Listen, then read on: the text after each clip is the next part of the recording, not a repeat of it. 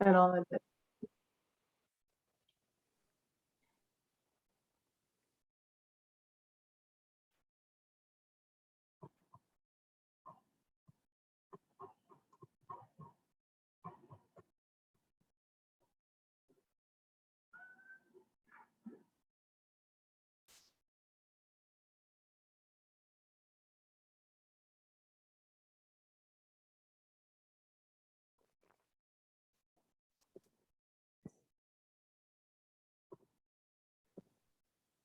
So we're going to start in about a minute, just waiting for people to enter.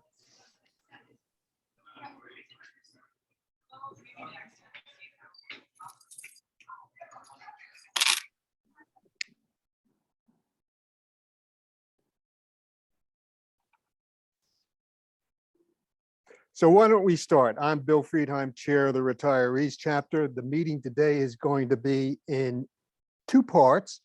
The first part of the program is American Democracy as We Know It in Peril. And we have three speakers.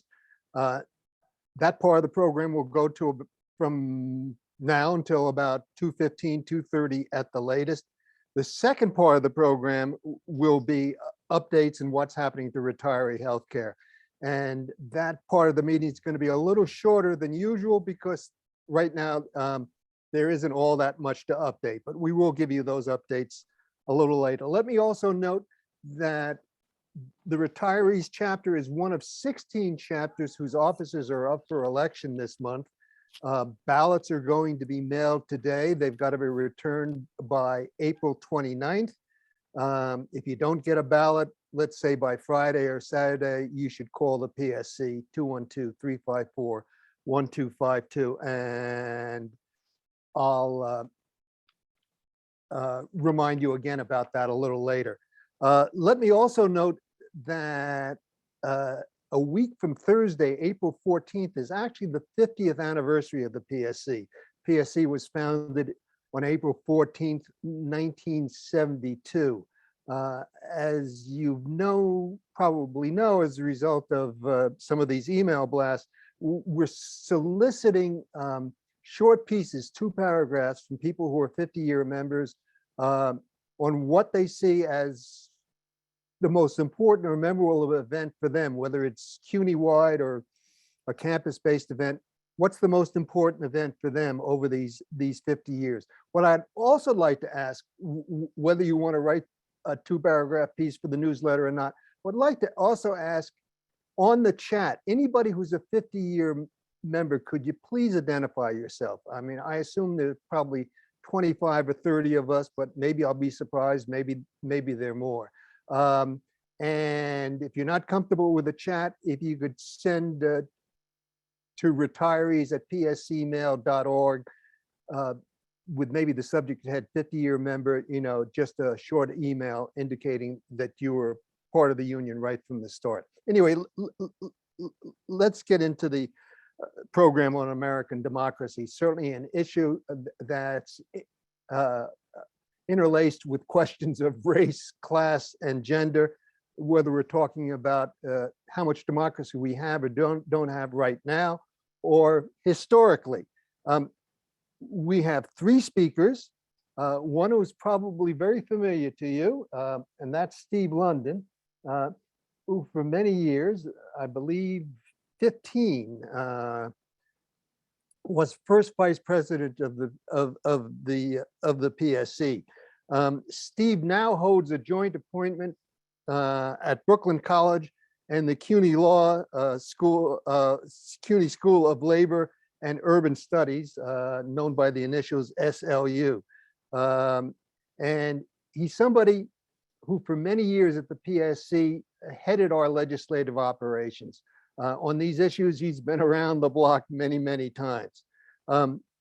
Joining us from the West Coast, from Oakland, is Rose Mendelson, who's organizing director of Seed the Vote, which is an organization dedicated to grassroots voter mobilization in swing states. And as Rose will note, she's worked in a number of those swing states, Arizona and Georgia, certainly in the past, upcoming Pennsylvania, I believe, Florida and Wisconsin, but she'll tell you more.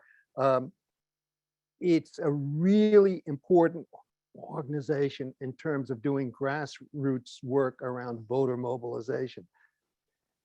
And then a third person who should be familiar to most of you is Tiffany Brown, who's legislative coordinator for the PSC. And right now, she's in the middle of kind of a madcap environment. She's actually up in Albany as the New York State budget has gone beyond deadline. It's still being debated. And obviously there are hundreds of people up in Albany from all sorts of different organizations making case as to why they should get more money, and obviously certainly including the PSC. And as has been noted on the PSC website and in the Clarion, the budget this year picture looks much, much rosier than it has in the past, but we shall see what we shall see. But anyway, Tiffany will talk about both present and future, how the PSC does GOTV work, that is get out the vote work, not only here in New York City and New York State, but as we did in 2020 in swing states across the country. So Steve, Rose, and Tiffany will speak, then we'll open it up to questions, and I think it's going to be a really interesting program. So without further ado, Steve, why don't you start us? Okay, thank you, Bill. It's a pleasure to be here, although where here is, I don't know. It's wherever you are in the virtual space. I wish I could actually see you and be with you in person. It's been a long time for many of you that I haven't seen you. So what Bill asked me to do today was to talk about threats to US democracy. And he gave me the instruction to mix it up. So that was left to my imagination. And I have to say, I'm delighted to be here with Rose and Tiffany. I greatly admire the work that Rose does in Seed the Vote, and you'll have your chance to hear from her. And also, of course, the work that the PSC and Tiffany has been doing in this round of the budget is just phenomenal, and looking forward to really a nice outcome there. So let me begin and try to frame this discussion by going over a little bit of history about the various ways of framing what the threats to US democracy are. So the first thing I want to say, excuse me, first thing I want to say is that the title presumes that the US is a democracy, even if a teetering one. Given the daily news headlines and the anti-democratic forces that are all around us that we hear about internationally and domestic, it's easy to imagine this to be a true statement.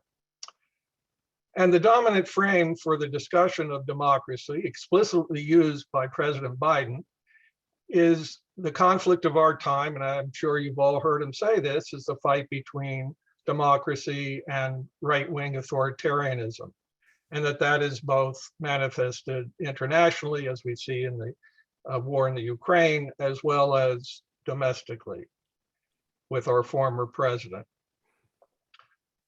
Within that framework, Western liberal democracies are taken as standard bearers of democracy, and autocratic states, strongmen, nationalistic populist movements are all seen as anti-democratic forces. This dyad, framed as a binary of good versus evil, has a lot of compelling examples from the headlines. Another framework, conservative in origin, sees liberal democracies threatened by a clash of civilizations.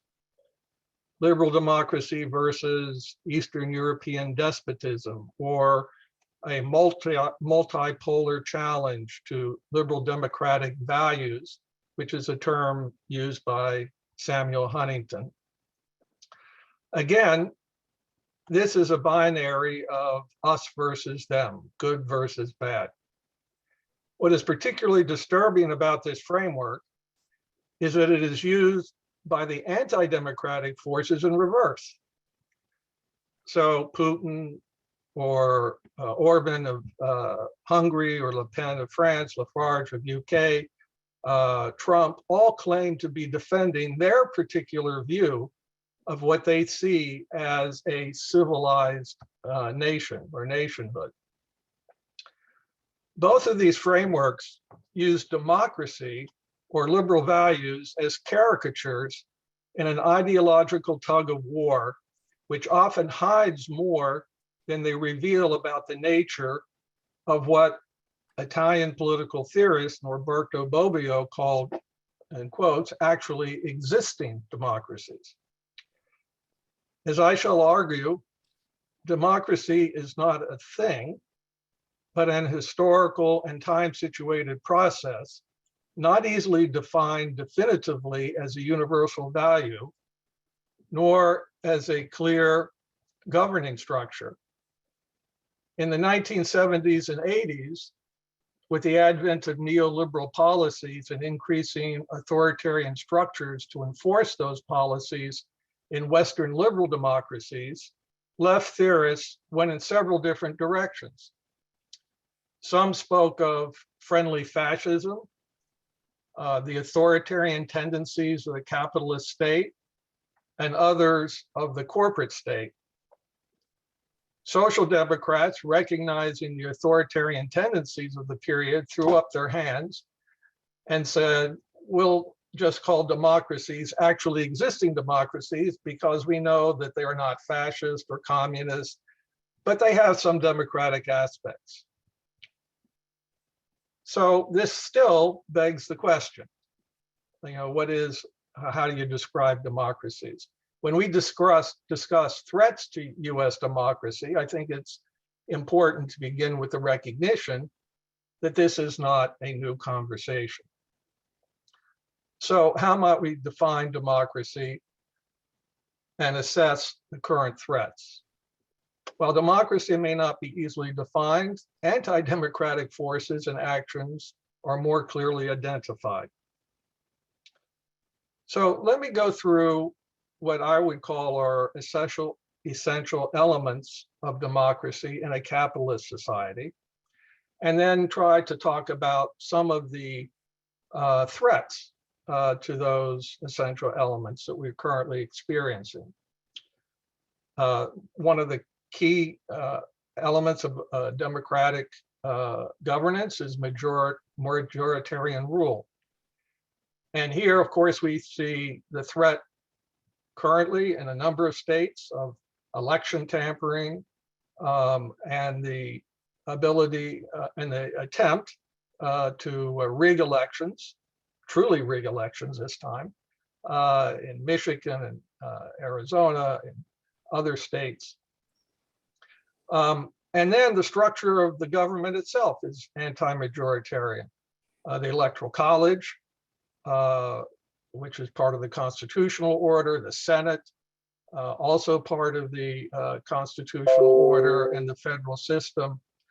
And it's also, the case, for example, that the Senate, I think, represents the current Senate. The number of Democrats who were voted into office represent about 56% of the population.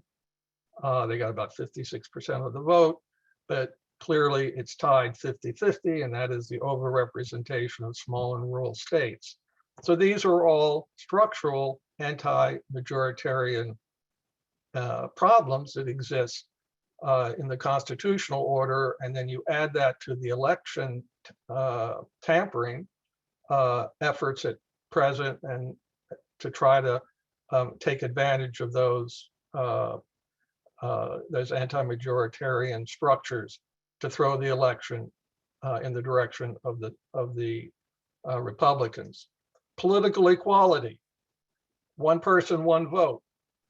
That seems like a central tenet of any democratic state.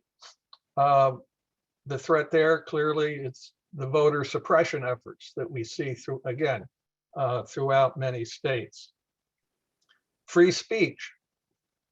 And this is not just, and importantly, it should be an individual right, but also there should be multiple collective forms of free speech. The use of the internet, social media, give rise to platforms that can be used in a much more diverse and democratic fashion. But also the corporate media has a very, very loud megaphone and cannot be dismissed, especially, as we know, Fox News. The rights of association, very important tenet of a democratic state. Autonomous organizations and civil society are a foundation and should be a foundation of a democratic society, including, importantly, unions.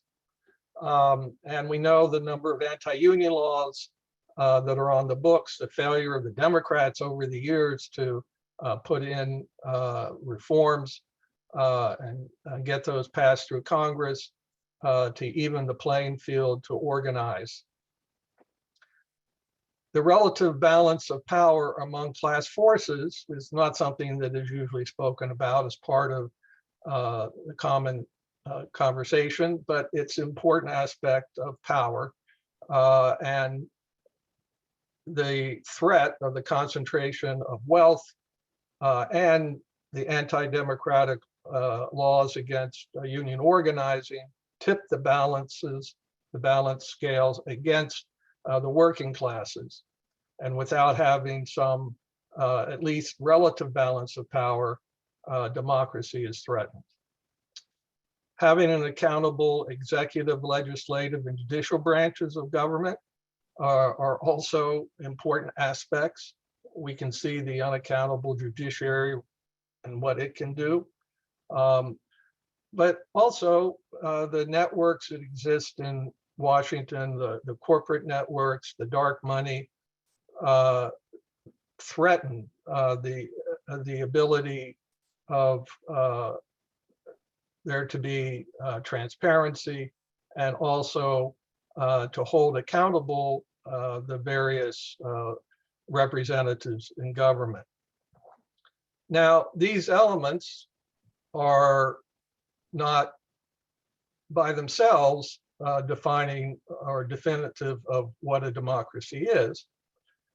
There are important aspects of democratic organization, especially in the United States, that arise from the notion of freedom. And here we see these ideas are really contested terrain. There's negative freedom, freedom from, and that's important. It's an important aspect of a democratic state. It gives a level of individual rights and individual privacy from state intervention. But we also see how, especially the right wing, has used this idea of negative freedom and turned it into anti-statist ideology, and liberty, into the notion of the only value of democracy, and you see the rise of militias, and even this is used as part of the argument against vaccinations. The idea of bodily integrity and freedom from the state. On the other side, which is part of the conversation of freedom, is positive freedom, which are associated largely with welfare state ideas and economic democracy. Of course, from my perspective, the more positive freedom we have, the better. These are very pro-democracy ideas. So that contestation and the balance moving, especially in the public sphere, towards the liberty end of the spectrum is a threat to democracy. Minority rights is another extremely important and complicated aspect of democracy. On the one hand, minority rights are important, individual, group rights, ethnic, gender, racial, religious rights, all very important. This minority rights cut against the majoritarian principle. But what we see today is the threat of a kind of right-wing populism organized to support, in the name of minority rights, white supremacy, patriarchy, and neo-nationalist formations. So minority rights is not, on the one hand, again, it's a continuum. It can have very positive, important aspects for democratic rights. On the other hand, it can be used to undermine democracy, especially in reinforcing structures of power that are anti-democratic in nature. All of this also, as we know, has led to political polarization, and political polarization is something that is used often to undermine the ability to organize and to fragment the population in a way that can undermine democracy. So I'll leave it at that, because there are many other, we have many other things to talk about, and I just wanted to try to frame the conversation somewhat, and we can talk more about what we can do, and certainly Rose will speak to that, to push back against some of these anti-democratic tendencies. So thank you for listening. Thank you, Steve and Rose. Why don't you talk about the pushback? Sounds good. Yeah, thank you so much for that, Steve. And it's great to be with all of you today. I forget if I said this to you before, Bill, but my organizing roots are in labor and student organizing, and I used to work at the biggest faculty union here in California. So always great to be back with faculty union family. So I'm going to just drop a link in the chat before I get started. I'm not going to share my screen. Just it's nice to be able to see each other. But for anyone who wants to see some photos and more visuals about the work that Seed the Vote, the project that I'm a part of, did in 2020, you can click on that link there. So Seed the Vote, yeah, my name is Rose and I'm out in Oakland, California. But Seed the Vote is a national project. And so that's why it's great talking to you all wherever you are today, in New York or otherwise.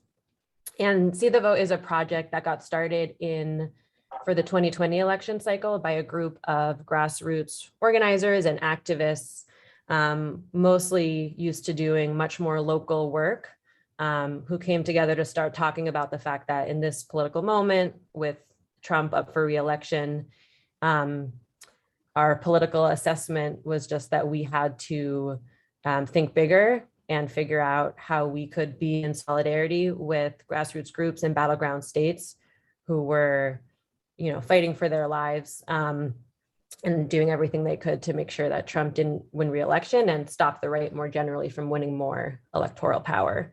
And so our values in this work are really rooted in trusting the leadership of groups on the ground to know both how to win these key elections and also how to do what they've been doing, which is transforming what's politically possible in their states.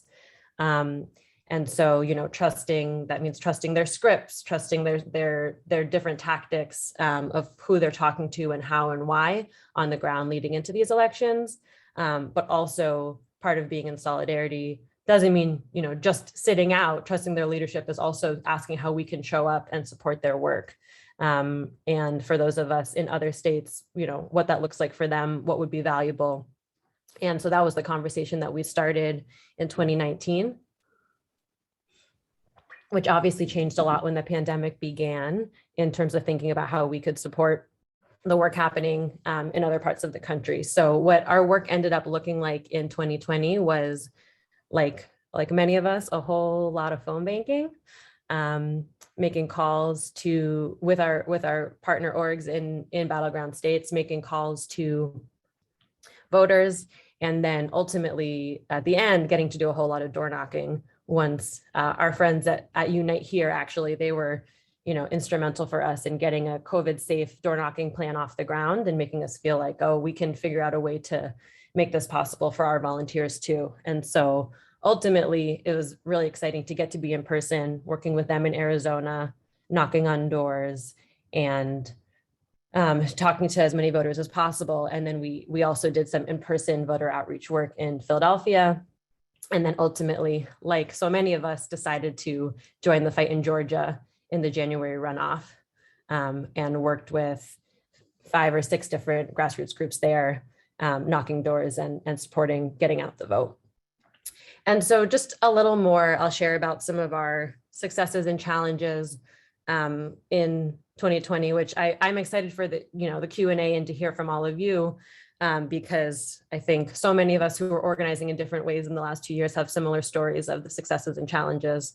And yeah, I'm curious what your reflections are too. But I think for us, phone banking is not most people's favorite activity.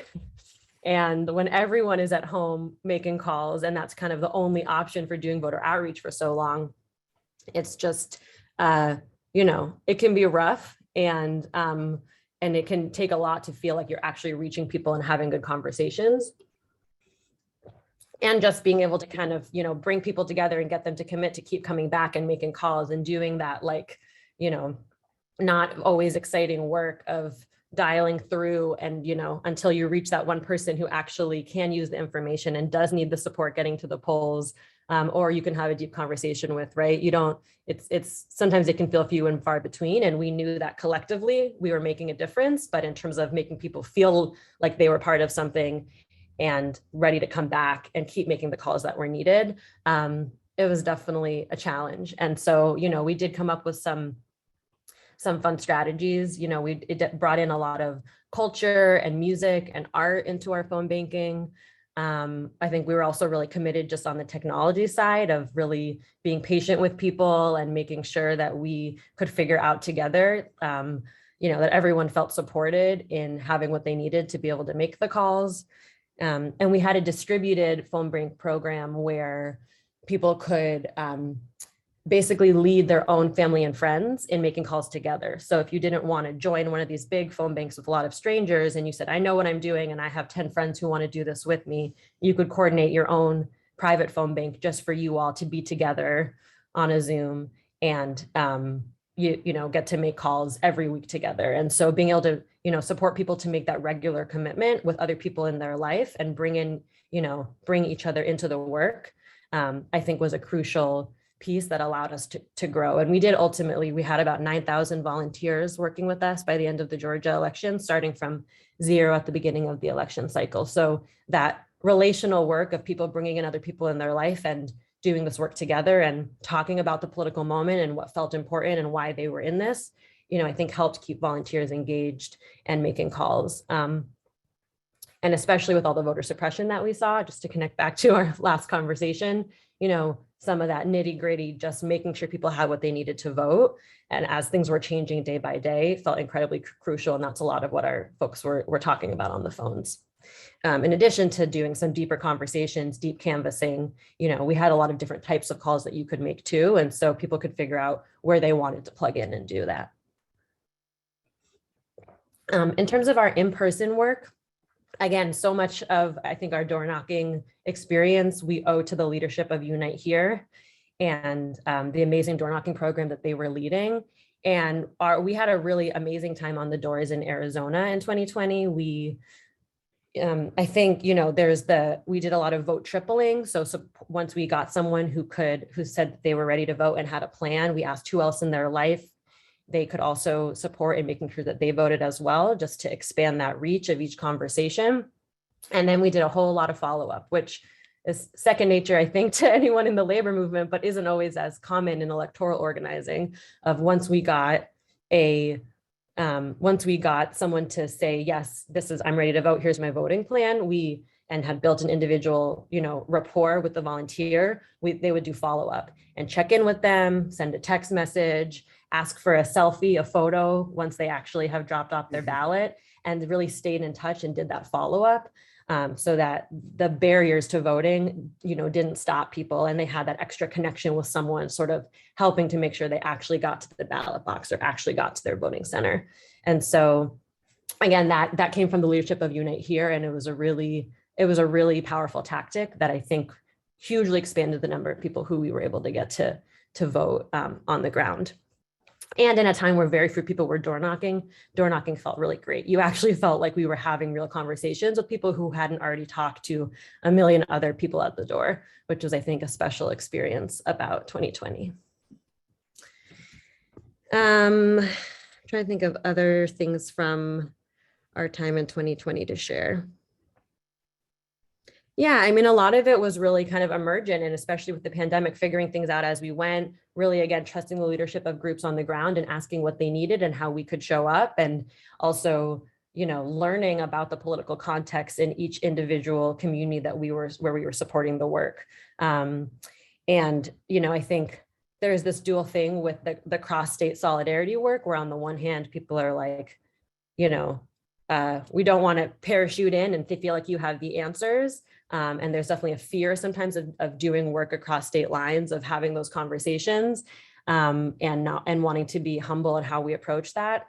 And also, we talked to a lot of people on the phones who were not upset about someone, if they knew you were from out of state, who were not upset about that fact. They were like, oh, I'm glad you care what's going on here too. And that we can care about each other across our different regions of where we are. And so I think there's some special relationship building that we were able to start that we're excited to keep exploring now in the midterms. So in terms of where we're at for this year, we are back for the midterms. I think See the Vote was intended as a one-time project, really in response to Trump and Trumpism, and just, again, feeling the need for us to come together and share and support each other with resources and people power across state lines in 2020. But obviously this political moment, we believe, calls for continued cross-state solidarity and support, and making sure that Republicans don't win the House and Senate in 2022. And as they're trying to do, position themselves to take the White House in 2024, and just believing that so much more is going to be possible if we can stop them and create more space within our federal government to keep winning big things for our communities. So we are hoping and planning to be in up to 6 states. I say that because we're deep in fundraising mode right now, and that's going to dictate partially whether we can have operations in all 6 states. But we're talking to partners in Pennsylvania, Arizona, Wisconsin, Georgia, North Carolina, and Nevada. And again, are going to do a lot of phone banking, but really hoping to expand our door knocking efforts and support folks in different regions to travel to their closest battleground state and be on the ground for as long as possible, knocking doors with our partner groups there. And so we're going to be doing some work in the primaries that has already begun, and I'll share some links in the chat in a minute. We're going to be doing some work in the primaries, but then our primary work will start this summer leading into the general, and we'll have tons of phone banking and door knocking opportunities. And also, we have people doing things like having virtual happy hours or house parties to bring in friends and family and talk about the work together.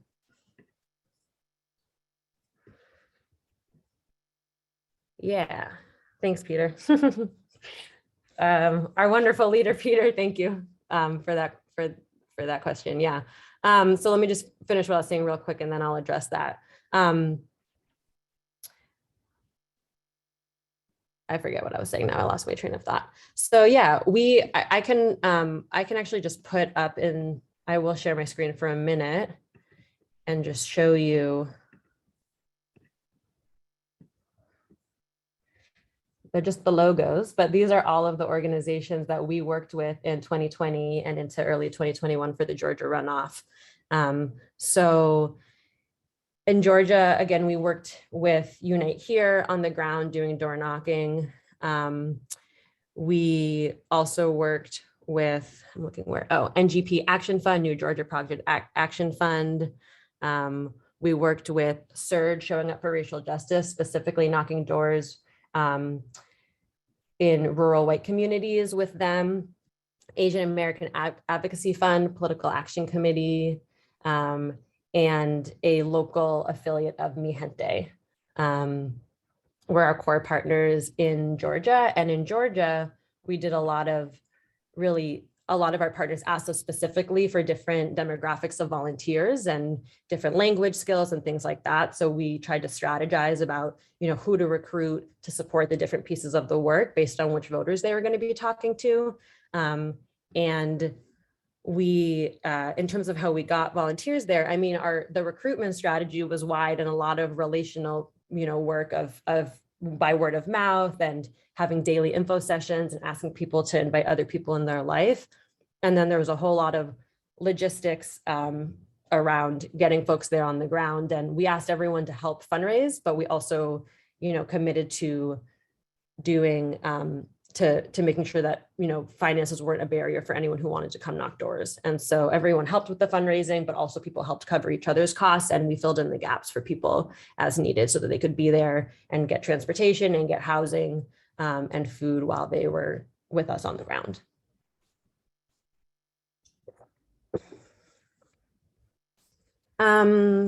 Yeah, I think that's mostly what I wanted to talk about. In the Q&A, if people have other specific things you want to hear about our work, would love to talk about it. We're really excited for this year and all the amazing partner groups we're talking to.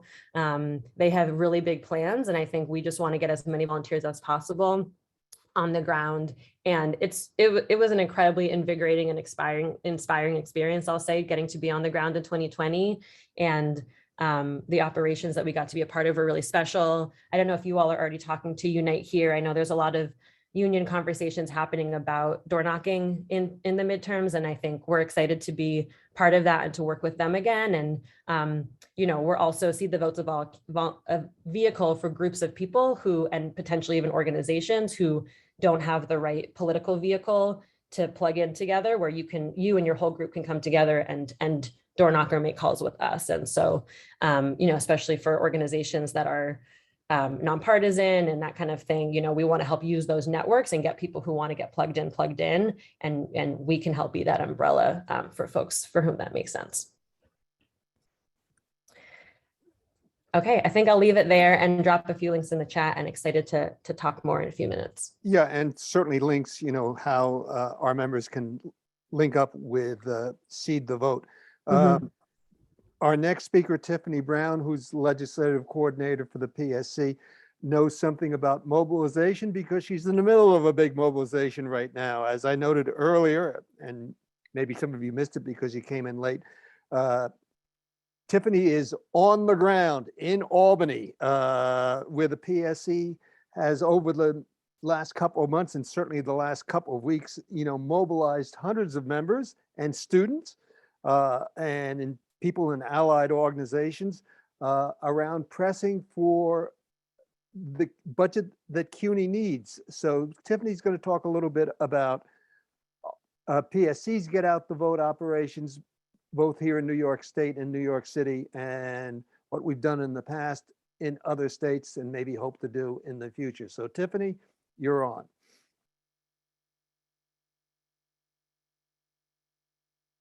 Tiffany, are you unmuted?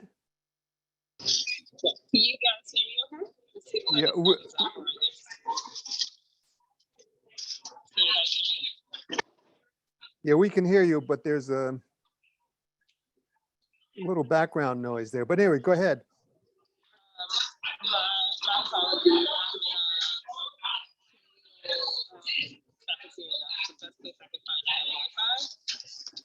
But if it's not great, I'll try to relocate. Yeah, Tiffany, unfortunately, there's a lot of interference with background noise.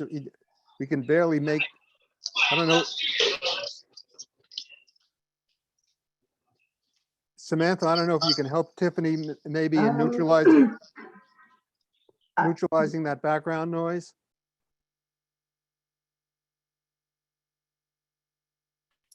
Is that better or no? Is that better regarding Yes. Okay. Hi, everyone. Sorry about that. So as you know, I'm in Albany. Last minute, we came down here. We've been doing a lot of organizing around the New York State budget as it relates to the new deal for CUNY. but I'm here primarily just to talk about some of the New York City work and get out the vote efforts that the PSC has been doing over the past couple of years. And I can start with the work that we did in 2020 for the Biden campaign and just mobilizing union members generally in swing states. So we pretty much linked up with the UFC, and we were calling union members in a bunch of different swing states and to encourage them to get out to vote. Because we saw in 2016 that many union members did not actually go to the polls, or they unfortunately voted a different way than, you know, AFT and PSC, you know, typically would endorse. So the way we did that was we pretty much, like I said, worked with the AFT, and we worked with the AFT, and we had the opportunity to use their van system. And van is just, you know, a pretty much an online way to do phone banking. So similar to like what Rose was saying, was an opportunity for members to do it from home, especially because we were still in the height of COVID, and it was, I think it was before vaccines started to roll out, but we still wanted our members to engage in the political process as it related to the presidential campaign. So we weren't necessarily doing door knocking, but we were getting our members to, like I said, make phone calls in swing states, and it was really impactful. Our union was one of the top unions that really engaged with the AFT and turned out people to the phone banks. We were phone banking, I would say, for like about 2 to 3 months up until we got into like the general, before we got into the general election. So it was a really great experience for our members to engage with the AFT, since, as you know, the PSC doesn't make independent endorsements as it relates to congressional and state races. When it came to the New York City Council, PSC does have a bit more autonomy when it comes to making endorsements. So even before we were able to do the get out the vote efforts, we had endorsement meetings, endorsement interviews. And as you know, the city council, most, if not all of the seats were open. I think there's like 32, 33 new seats. So we were able to do endorsements in just about all of those races. And not only were we able to do endorsements, we were really able to engage the members that lived in the district, because obviously members knows what's best, what's happening in their communities. But it was also a way for members who don't necessarily engage in legislative work, who not really interested in going into Albany, not really interested in, let's say, meeting face to face with your elected official, but you still have community concerns. You know, you still want to know what's happening in your community. You want to make sure that, you know, the best person is going to be put into office. So we were able to pretty much create, you know, electoral endorsement teams, and that pretty much snowballed into get out the vote efforts. So we did a lot of work with a lot of different progressive campaigns to get folks elected. Like we did some work out in Brooklyn with Lincoln Wrestlers campaign. We worked with Shahana Hanif, who took over Brad Lander's seat. And pretty much it was all PSC members that were really engaging in those efforts, that lived actually in the district and was leading those efforts. So it was really great for us to really boost our electoral work as well as our legislative work. And I'm sure you've seen, we've been all over the news and different articles and a lot of different presses. So the PSC has definitely scaled up our, I would say, our impact when it comes to the political process, especially as it relates to the New York State budget and electing real quote unquote champions for CUNY. Right now, you know, one of the folks that we actually endorsed and did some get out the vote efforts for was, you know, Eric Denowitz, who's now the chair of the Higher Education Committee in City Council. And last week we had a press conference outside of Lehman College. And though he's a city council person, he still was echoing our call for 500 million in the state. So that's just some way that we were able to vet, you know, folks who we thought would be good on CUNY, and then not only putting them in office, but really holding them accountable. You know, Eric Dinowitz, you know, that wasn't the first time he came out. His first, he already had a higher education hearing in city council on pretty much on different programs within this, the community colleges that need additional funding. So by us, you know, taking that step to do the endorsement process and do get out the vote efforts, we're pretty much tracking with our elected officials to make sure that they are always going to be in tune with our needs as it relates to members and students in the overall institutions. So that's all that I have for right now. And I apologize that it's a bit noisy. I'm in Albany, as Bill said. I just finished walking around with James and Andrea, the president and the vice president, dropping off literature to make sure that we bring home this 500 million for CUNY and over $1 billion for the public higher education budget. So feel free to reach out to me. I can put my email in the chat. And, you know, we can also join the legislation, the committee. We meet every third Tuesday of the month.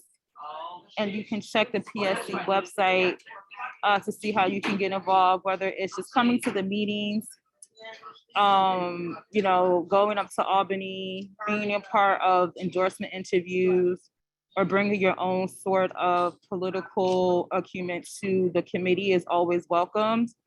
We definitely appreciate the retirees like Eileen and Cecilia that have been, I would say, like the superstars of the legislation committee. But feel free to reach out to me or definitely attend one of our meetings just to kind of get on the ground information as to what is happening and how you can engage around the various campaigns that are happening throughout the state and the city. Thank you. Thanks, Tiffany. Yes, obviously there was interference because Tiffany is in a room full of people. We did not hear the soothing sound of the waterfall behind her in that picture. But the sound of a busy, busy day in Albany. And the budget fight in Albany is maybe a microcosm of how democracy works, or maybe sometimes doesn't work, in terms of looking at the relationship between big money and then grassroots efforts like ours on the shape of that budget. I want to thank Steve for framing this. Very helpful, you know, in terms of Steve's assessment of the different contested views of what democracy means. I think that was a really important frame.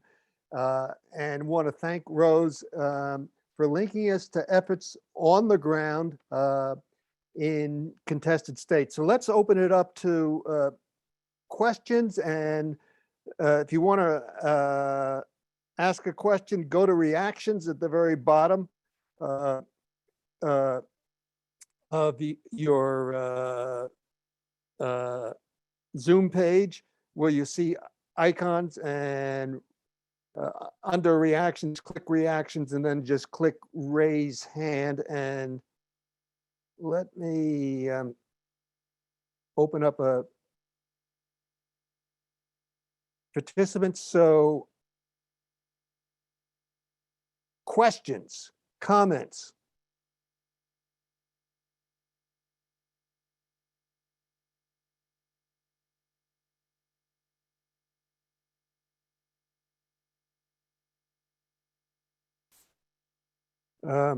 Steve has a question. Well, not a question. I guess if somebody else wants to go first, Yeah, now some hands are coming up. So why don't we start with William Laziza, and then Glenn, and then Elliot Podwell. Can y'all hear me all right? Absolutely. Okay, so I'm really confused by everything. I don't understand why so much of America is pro-authoritarianism, and what's going on that really gets these people so attractive to this authoritarian style of government.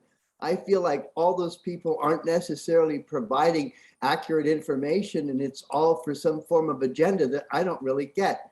So if someone could care to explain what it is that's motivating this entire anti-democratic movement, I'd really appreciate understanding. Okay, good question. Why don't we go to Glenn's question and Elliot's question, and then we'll ask the speakers to address the first three questions. Glenn, go ahead. Yeah, I was wondering if Steve would address a study that was done a few years ago by Martin Gillens and Benjamin Page. They did an exhaustive investigation of 1,800 policy initiatives over a 20-year period. And what they found was the following, I'll just quote, multivariate analysis indicates that economic elites and organized groups representing business interests have substantial independent impacts on US governmental policy, while average citizens, that's us, and mass-based interest groups have little or no independent influence. In the United States, our findings indicate the majority does not rule, at least not in the causal sense of actually determining policy outcomes. When a majority of citizens disagrees with economic elites and or with organized interests, they generally lose. I'm thinking about a governor, the governor who got $22 million in campaign donations from some of the richest people in New York City, hedge fund managers, real estate moguls. And, the PSC is working very hard to get $500 million for CUNY. Working very hard. I'm not sure how hard the Buffalo Bills billionaire owners were working, but they're getting $600 million in financing. So, it's sort of like, we can't ignore this. I think Steve referred to class power. Well, damn, there is class power in the United States. And it's not clear to me what we do about that. Thanks, Glenn. Elliot? Yeah, I want to raise a question or two about a few things that Steve said as well. I was particularly focused when he was talking about free speech, which in the abstract all of us support. But do we support free speech when people on the internet are advising vulnerable people not to get inoculated? Just to give one example. And I see more restrictions on free speech in social democratic Western European countries that are to the left of the US and that I see as much more democratic as the US, but you're not allowed to be a Holocaust denier. You're not allowed to exercise your free speech by saying the Holocaust never existed in France, Germany, and a variety of other Western European countries. So I don't know whether I'm raising irrelevant issues here or not, but in the abstract, free speech and some of these other things, as far as I'm concerned, are not related to a definition of democracy. I like to see democracy more defined as everybody has a decent place to live and a full belly and a school to go to. Thanks, Elliot. So three questions. One on what's the appeal of authoritarianism by populist movements on the right to so many people. Glenn raised the question about inequality in determining outcomes. Where clearly, big money has much more clout than people at our level, and used the example of the Buffalo Bills subsidy of the new stadium for the Buffalo Bills. And then Elliot raising the question about free speech in a democracy. Are there some kinds of free speech that should be suppressed? I mean, not just simply suppressing your right to yell fire in a theater. I mean, that's the famous example, but others also. So who among our speakers wants to weigh in first on any of these questions? Three disparate questions. Steve, you laughed nervously. You want to start? Okay, well, I'm not nervous. Okay. Well, first of all, just want to be clear. I put in the chat that my daughter-in-law worked for Seed the Vote went to Arizona, went to Georgia, spent weeks in each place, spoke volumes about the organization, how well it was run, how really did obviously very good work in both places. And she really loved the organization. So I just want to put in that plug and let everybody here know what a quality organization it is from my own personal relation to it. And I also found it very easy to give money to Seed and Vote. So, so I think all the information is there. After that plug, I'll go to the questions. You know, I think there's some interesting work that's been done by a group of political economists. Piketty is one of them, in a fairly recent paper, which looked at the period of 1948 to the current period.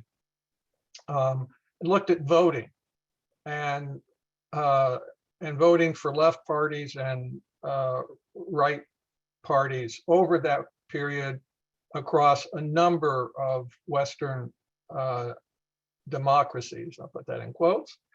And what I think the main finding, and this is, by the way, part of a general contribution to some of the work that Glenn referred to, Gillens and others, who, as all of these folks know that the elites and the political elites have tremendous amount of influence on the outcome of policy, and right now we see what's going on in Albany with the Buffalo Bills. Is a key example of that. But one of the things that they found, and that they demonstrated empirically with a lot of caveats, is that over this now 70-year period, that there is a lot of structural consistency across all these democracies in terms of the shift in voting for left parties and right-wing parties, where the left parties are now being voted for by higher educated people, and the right-wing parties are being voted for by, as they were in the past, and now by high-income people. And there's also, in addition, so what that means is that education has somewhat been dissociated from income. It's complicated, but it goes to what they're trying to look at is how there are long-term secular trends that you see throughout all Western democracies that are not necessarily contingent on a particular country. And that's interesting. And then they also looked at the vote that goes towards right-wing parties and a kind of what they call neo-nationalism. And those parties and that kind of voting seems to account for 15% of the vote across all these countries. So that's not an answer to why do the rise of authoritarianism. I mean, I can speculate, as everybody else here can, on the importance of the media, and also the framing of individual rights in terms of existing powers, existing structures of power, such as white supremacy, and the attachment to those. I think that this structural analysis really adds to our knowledge. What it doesn't do is it doesn't look clearly at the content of what the policies are or what the parties represent, because there's been a general a general right move in terms of social democratic parties across this period too. So it's a bit of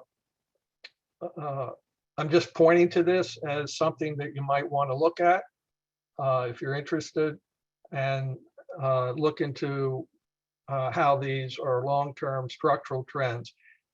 The good news is it moves to the positive. It's moving all in a positive direction. That the part of the answer is that education is having an impact.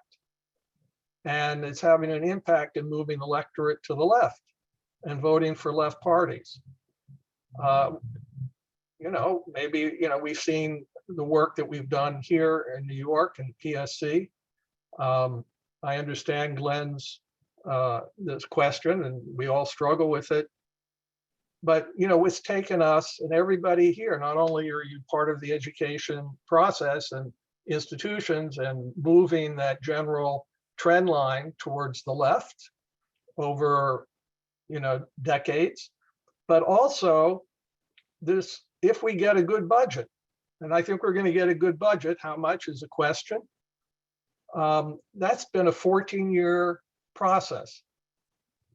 14 years. We started in 2008 with this new strategy after the Great Recession, trying to figure out how we could move the needle to more funding for CUNY, and we went with coalitions. And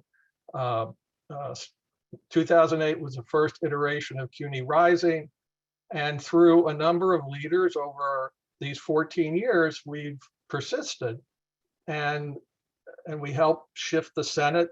We helped do a lot of important work that moved New York State policy to the left. And so I think that's something that, especially in this crew, in this, all the folks here should be really proud of, that we've been engaged in this long-term work. And it's a credit to the current leadership of the union and past leaders, I think, that we have been able to keep this momentum going.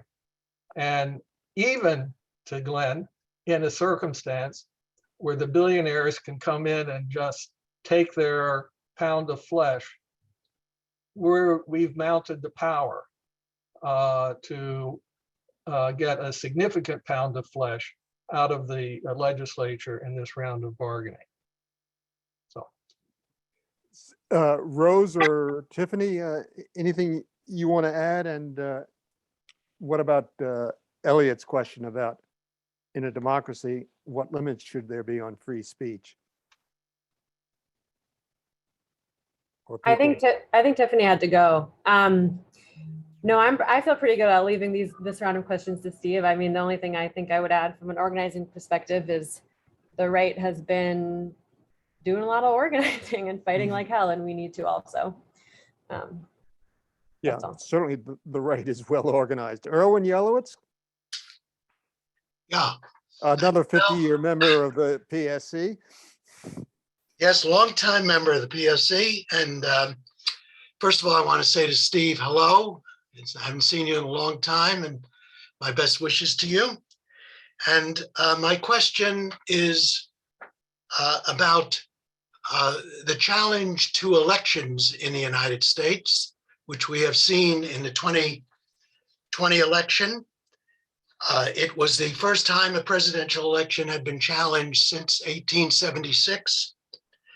And the challenge was particularly disturbing to me because it reminds me very much of those countries in which would certainly not be called democracies. One of the things about a democracy is the acceptance of the election process.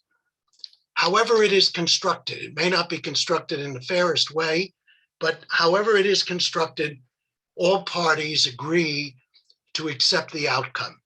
And in 2020, the Trump people did not accept it, and they pushed us into the situation of non-democratic states around the world where the party that loses contests the very validity of the election, does not contest necessarily the loss of the election, but the very validity of the election, and uses that as a reason to refuse to accept the legitimacy of the elected official and to turn to violence or whatever other methods it chooses to contest public policy from that point on. And we've seen many examples of this around the world. Yeah, Is the thanks, sir. United States about to follow the same route? Yeah, important question. Thanks, Erwin. Why don't we do one more question before we go back to the speakers? Eileen Moran?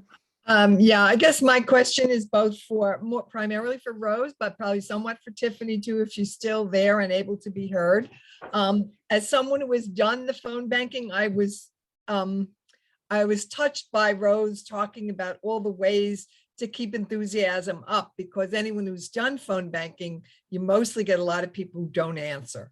And I thought one of the innovations was interesting is that I sort of found myself doing in 2020, and I wish Rose would talk a little more about this, and maybe Tiffany, is texting. A lot of people who are very intimidated about calling strangers are much more comfortable texting on cell phones, and also that the response seems to be much greater on texting. So again, I also want her to make sure that she leaves with us all the information of how our PSC members can get engaged in those fights as we continue in 2022, both within New York State, but particularly in some of the other places, swing states where many of our retirees live. Thank you. Yeah, and Rose, as you answer that question, maybe you could also address something related. You kind of teased us, I think, in a very positive way by saying that you've learned how to use culture, music, and art in phone banking. If you can give us some examples of that, I'd love to hear about it. So Steve and Rose, I think Tiffany has left us, but if not, Tiffany, you should pipe in. Sure, I can start on that second question, and maybe Steve, you can talk more about the first one of, or where are we headed? I have thoughts on that too, but I would like to hear what you say first. Yes, when I say we did music and culture, I did not mean that we were singing to voters on the other end, although, maybe that's a fun innovation we can try in with the midterms. We did we had some musical artists who would come to our phone banks and perform, just for a morale boost at the beginning or at the end or on breaks. I think we felt like breaks were very important, to kind of keep people on. I know we've all been on Zoom meetings where it's 2.5 hours long and the numbers just dwindle by the end. And so sometimes we have something exciting at the end, to try and keep people on the lines with us. And we would, we had a music group called Las Cafeteras, who are based in Los Angeles. And they had someone who would freestyle, like ask us a question about something related to the calls we're making or about the election, and then have us all answer in the chat. And then he would freestyle and make up a song on the spot based on what we had to say in the chat about our experience, which was pretty cool for us. But yeah, I think that, in terms of the different innovations, I mean, part of it, it's interesting, being remote is hard in a lot of ways, but I also think in some ways it allowed us to be in communication more while we're also making our calls for all those in between, all those in between times when people aren't picking up, being able to support and celebrate each other's wins in the chat, or when you have a really ridiculous conversation, being able to share that and sort of commiserate together. You could be a little bit together while apart, whereas when you're actually together calling, obviously that's wonderful in many other ways, but you can't really be communicating because you're just fully on the lines, so there were some added benefits of being in the virtual room together and just building that community energy. And I do think that, in terms of the calls, when we would get people, so many of the conversations were really just about the nitty-gritty of voting. And, with all the voter suppression happening and so much confusion and so many questions, and also COVID concerns about going in person, we were finding that people really were being given false information, or didn't, or like things had changed since they were planning on voting. And so, yes, the conversations sometimes were few and far between, but it felt worth it until when you caught that person and you actually gave them the information that they needed to vote. And I think that the texting versus calling question is an interesting one. Obviously, we're in a time where we need to try lots of new voter outreach tactics and be open to what's out there and different ways to reach people.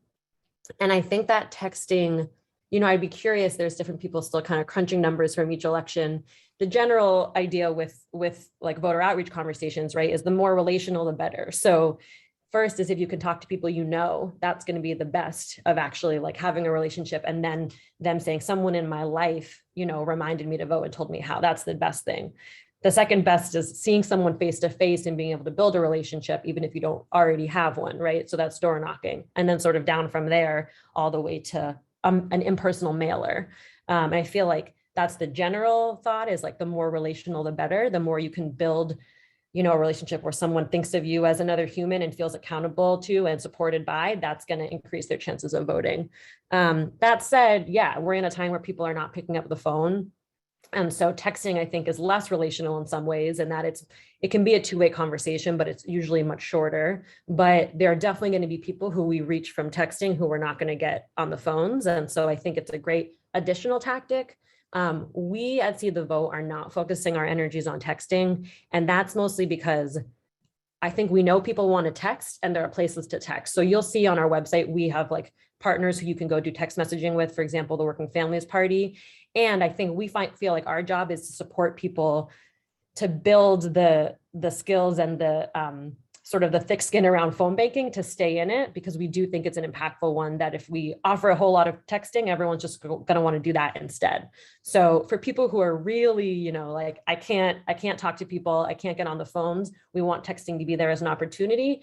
But I think for a lot of us, our comfort level in talking to people on the phones grows over the course of an election cycle. And so we also want to support people to get that experience so that it feels less intimidating, because we do think that phones are still valuable, and that building that rapport can be a powerful factor, and getting people that information on the phone. There are things that are harder to do over texting that you can do on the phone. So I think we believe in all tactics, and that's why our focus is there as opposed to on texting.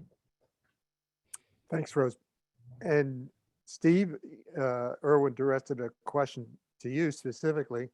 Okay, I'll just say to preface it that Eileen and Cecilia, who's on here as well, will remember in 2008, we did about 25,000 phone calls for Obama and phone banking in that election. So we've evolved over the years with a lot of experience.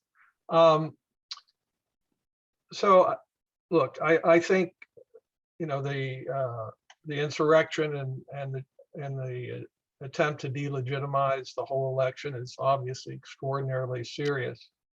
And it's clear that within the Republican Party, there is an effort to continue to take over the machinery of elections so that it appears to happen this time. They can take the election in the normal processes of election administration if they control that. I think that's a real danger. It is a real danger. At the same time, we do need to take note that that was stopped in the last election. Various institutions held. Of course, the Republicans Party is trying to take out the people who stood in their way in the last election, and that the insurrection was in some way a result of their failure to be able to go through the existing election institutions. And their attempt while voter suppression has been, Republicans have been pretty successful in various states in voter suppression efforts. They actually, to date, and I say to date, haven't been that successful in changing the election process and the election laws of the states. They have succeeded in a couple, but overall, their attempts have failed, and Republican legislators have not supported that, or enough Republican legislators, I should say. So I think this is an area of contestation, and there's clearly some Republicans who share your view, Erwin, that this is beyond the pale. So to be continued. To be continued. All right, so why don't we just take 3 more questions very, very, very briefly.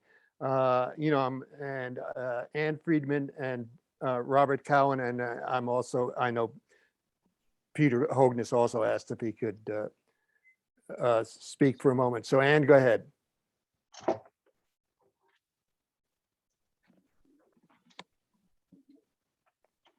Ann, are you unmuted?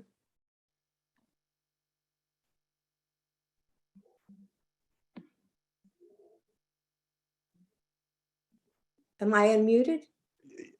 We can hear you now. Go ahead. Okay, thank you very much, both speakers. And I know Tiffany is off doing her work in Albany. Steve used the word insurrection, and I was trying to grapple for the right word to frame my question. And my question is, how can one remain optimistic? I mean, you have to be optimistic, at least in the long run, to organize and do the kind of work that Seed the Vote is doing and we're doing. And when you have insurrectionists, white supremacists, criminals, people committing treason, I call it treason, like our former guy, that former president, and you watch the Supreme Court hearings and hear those clowns, and I mean, and the Democrats who, when we talk about the left, is that what we're talking about? I mean, what are going to be the ultimate consequences? I know a few people have been sent to jail, but I mean, we really have treason going unpunished here. And we don't have time to talk about this, I know, in detail. So why don't we, thanks, Ann. Robert Cowan, who I now also see as a 50-year member. Yes, that's right. So my question, I guess, for Steve is, do you foresee a rise in union power in the United States, given the recent election with Amazon workers in Staten Island and also the Starbucks elections? And what effect will this have on democracy in the United States, do you think? And I noted, Peter Hogness, are you still here? Do you you had left a message in? Go ahead. And I want to thank Peter for recruiting Rose as a speaker for us. And many of you know Peter as the former editor of the Clarion, who has also done a lot of work with Seed the Vote and other grassroots organizations. Go ahead, Peter.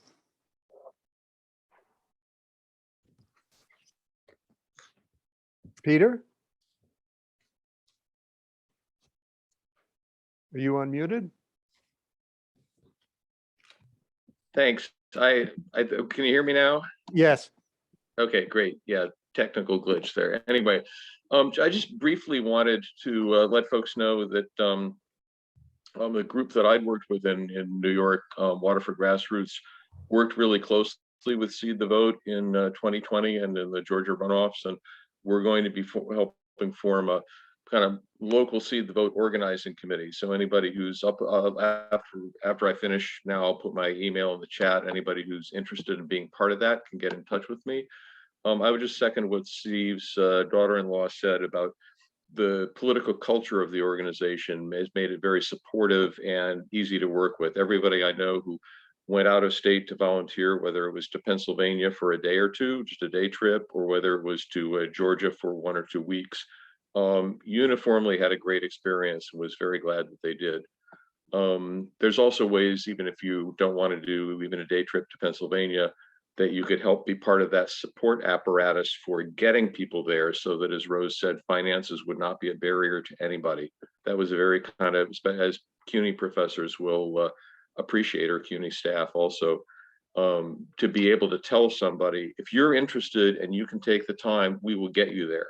You know, the money, we want you to contribute whatever you can. That was just very liberating. I guess the last thing I want to just throw in is, I would like to strike a note of urgency around these midterms. I mean, if we see some of what Anne reflected around morale is pretty common when you look at how little got through the Senate, which can't currently even get, keeping COVID funding current with the needs of the current pandemic and preparing for future ones. It's clear that we need to both defend, the current, seats in the Senate, and fight to expand them. And to me, in terms of morale, if we just think about other movements that went through hard times, whether it was, Europe in the 40s, or, contemporary times in Sudan today, like, people face much more serious obstacles than even the very serious ones we face now.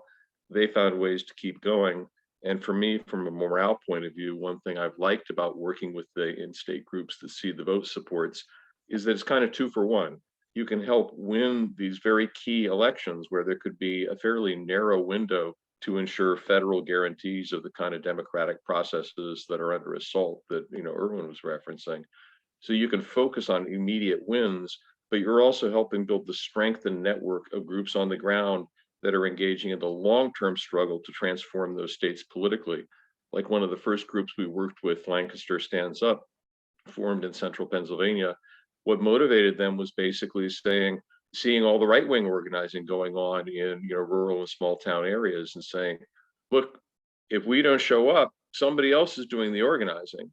And you can see the negative effects of that on Pennsylvania politics, and they're starting to turn that around. That's a long-term project, but it's nice to have a vehicle that allows us to deal with both the long-term power building and a short-term kind of defensive, making sure that we win some of these crucial elections. So. Thanks, Peter. And then one last question, very briefly, because we've got to move on to the second part of the meeting. Marcia Newfield. Hi, I know that I've gone to several meetings of Unite here, and they're organizing. But is the PSC or is the retiree chapter committed to asking the PSC to support X number of people going? Because the cost, they told me, was about $2,000 for someone to go for 2 weeks, and Unite had a minimum. So I'm just wondering if any of that has been discussed. The retiree chapter will certainly, call for union support of this. And of course, you're part of the leadership of the retiree chapter, so you can help us do that. Steve and Rose, in response to Anne, and question about morale, and Bob Cowan's question about your optimism or lack of optimism about the future of the union movement in this democratic process. Either of you want to comment? Sure. I'll just do this quickly. I think, Gramsci's saying about pessimism of the intellect, optimism of the will, is something that has been always important for me to remember. Look, we need to ramp up our efforts. I take Peter's, what Peter said to heart. I think this group has always been active, and we need to really move things forward. I take great heart in looking back over the 4 years of Trump. Look at what happened. I mean, really, just think about it. In the midst of that hell, people were in the streets, millions of people in the streets immediately. And, and that resulted in a major shift in 2018. I take great heart from Rose in the efforts of her and her colleagues. These are, on the ground efforts. And, Peter's continuous and constant organizing. Those are, multiplied, and we need to get the message out.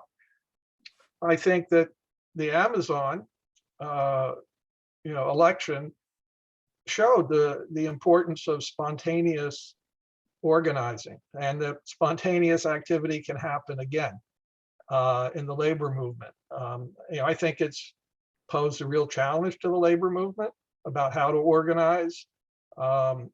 And here are a ragtag group of organizers, and those who were either followed it or close to it know that these folks really were it was an organic operation, and they were inside, and they knew the workers, and they were able to organize in a way that others haven't been at Amazon. I think that bodes well to the extent to which organized labor takes those lessons to heart. There's a lot of spontaneity in the labor movement, a lot of churning, and the question is, does that turn into building labor unions, which is very important for democratic, for the future of democracy? Absolutely. Both in the civic and government world, as well as in the workplace. I want to just end by making note. I refer to the fact that members of the retiree chapter labored for many years, and we all worked together and collectively for 14 years to get to this point on where we think we're going to see something significant on the budget. And everyone here has been part of that process. It took 14 years to win adjunct health insurance. That was a long-term battle. And most people here were involved with that as well. 14 years. CFE, the Campaign for Fiscal Equity, that took 14 years.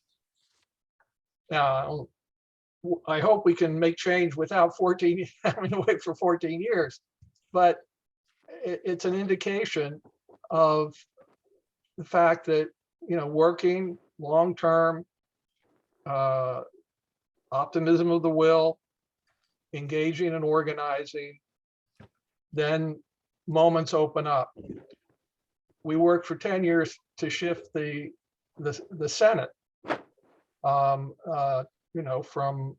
essentially a Republican body in New York, and we've worked to elect progressives in New York State, and they've shifted New York State tremendously towards progressive policies and legislation. And it's an ongoing battle, we know that. So I do have great optimism, and I think that's important. If we look back, we can see that, we can see the victories, we can see what it takes. And so I have great faith in the future, great faith in the organizers, and the guys at Amazon are in their 30s. I don't think Rose is that old. and there's a lot of activity. So that gives me great optimism. Rose, you can have the final word.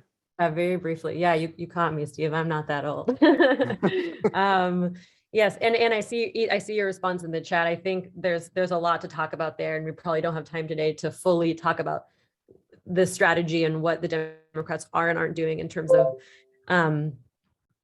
holding Trump and his people responsible. And I think that's the piece where it's like, we have a lot of work ahead of us. There's a lot of rigor that's needed in taking the right seriously, both in terms of how we do voter outreach work, and then also the accountability, while preventing future situations like what happened in 2020, and also continuing to hold them accountable for what happened. And, I think a lot of us were preparing for a situation in which an insurrection or a coup would be wholly successful, and so I do think there was a lot of voter protection work that happened that stopped some things that could have been even worse. And I think that there's a lot of underselling of what happened, and trying to move on from it in a way that we need to hold Democratic Party accountable for. And also, I think we need to think about how we do that while also having the positive messaging, right? A lot of people talked about how in Virginia in 2021, there was so much focus in terms of how we talk to voters about Trump. And it didn't work for the voters in terms of like people wanted to talk about other bread and butter issues and what the candidates were running for and not just against. So I think there's some strategies about how do we do that? How do we hold our politicians accountable while still thinking in nuanced ways about how to talk to voters and how those things relate to each other. But I was going to say largely similar things around, we're thinking longer term now. I think we're thinking about 10 years in terms of what's possible and what's needed. And, thinking about our individual states and where they've been is really powerful in that. Like what happened in Georgia last January could not have happened without a decade or more of organizing that led to that. And I, was just hearing about some plans in Kentucky where they're at the beginning, a lot of groups there of another 10-year plan. And so we have these organizing apparatuses in different states that are in different places, but building these long-term plans. And I think on a federal level, in terms of what's possible within the Democratic Party, which, many of us have felt disappointed over the last year and a half. We're thinking on those terms too, of like,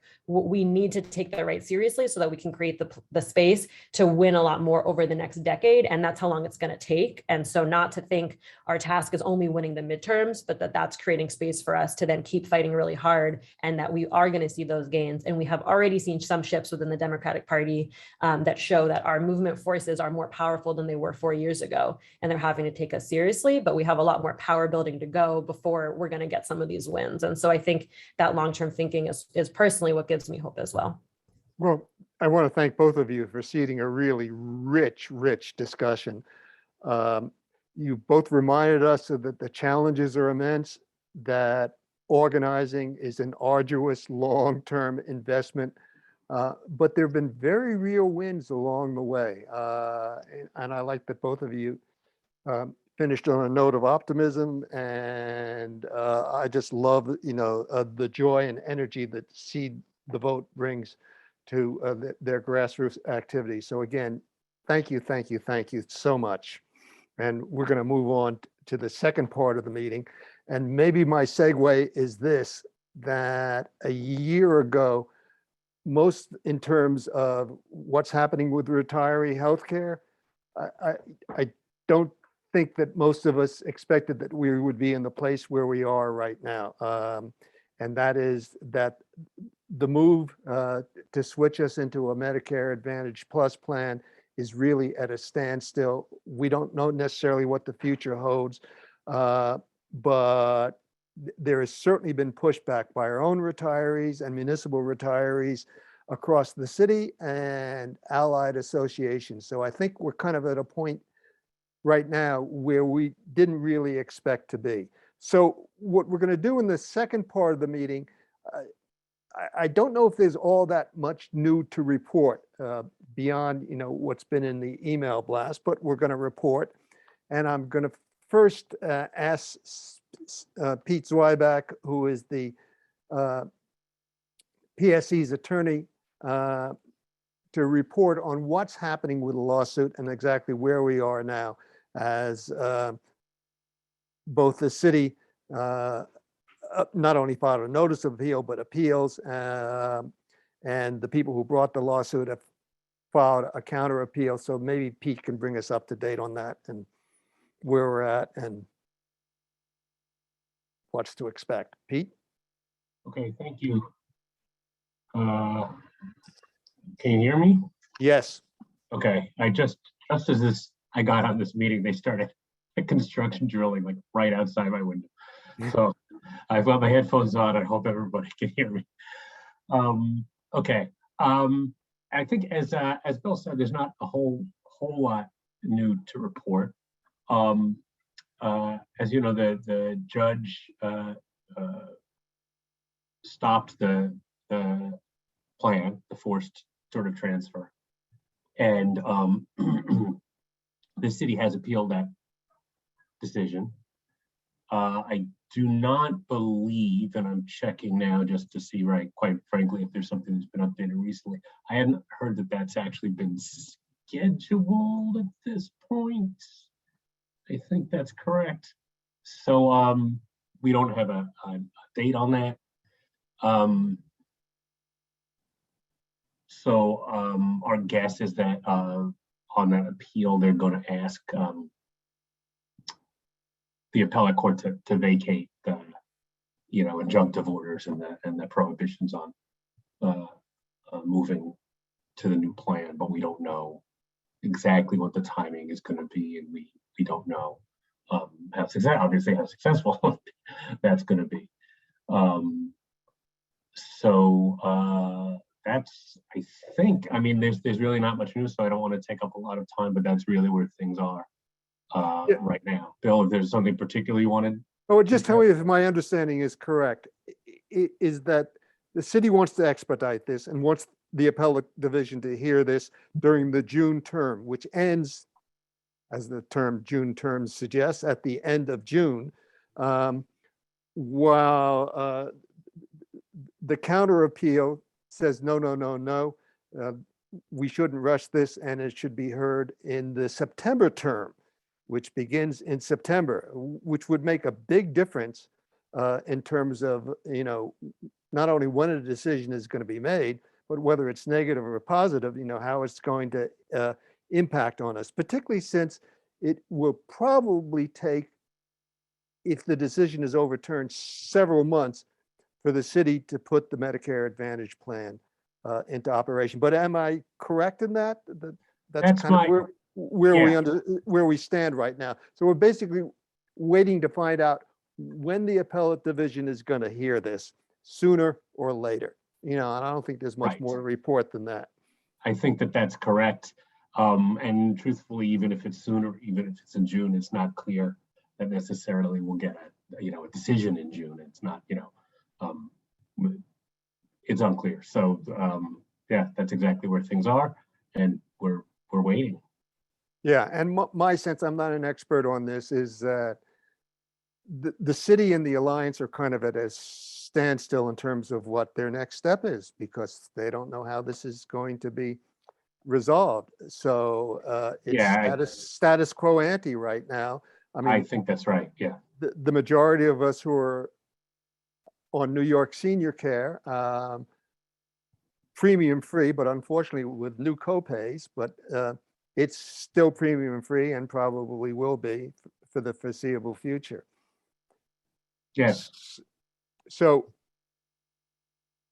moving on, thanks, Pete. I don't know if Donna one of the things that we wanted to today, since 80 to 90% of us are on New York senior care as supplementary insurance. I know there's a certain amount of confusion, at least certainly on my part, and I think others share it. What's the relationship between the beginning of the year, deductible for Medicare and for these plans, and copays? And I don't know if Donna, you're going to talk to that, or is Debbie was going to join us this afternoon, or Debbie wants to talk to it? Donna, why don't you take a swipe at that? With maybe with the help of your compatriot at the Welfare Fund, Patrick Smith. Sure. Unfortunately, there's no easy way to explain this, because you have two deductibles. For Medicare Part B, there's this year's deductible is $233. That deductible is only for medical services or surgical services. That $233, once you meet that, then Medicare will pay 80% of the allowed charges. Let me back up. All retirees actually have two coverages at this point. You have Medicare Part B, that's through the federal government, and then all of you have elected to purchase or to enroll in your GHI senior care. They are two distinctly different programs. Although your EOBs may show you the combined payment, they are still two programs. The first part of it is Medicare Part B, which you do pay a premium for, but which New York City reimburses you every year. So when you go to the doctor, if you have a, say, $250, I'm just pulling that out of thin air, allowable charge that the Medicare says is okay for your specialist to charge. Medicare Part B will pay 80% of that. The other 20% will be picked up by GHI Senior Care. The complication comes in because there are two separate deductibles. One for Medicare Part B, and that's on that if it's $250 for that first visit and your copay is, I'm sorry, your deductible is $233, there's a $17 balance left. Of that $17 balance, that's where your GHI Senior Care picks up. They pay that $17. This year, and actually, I was told this $50 GHI deductible has been in place for a very long time, which I didn't realize.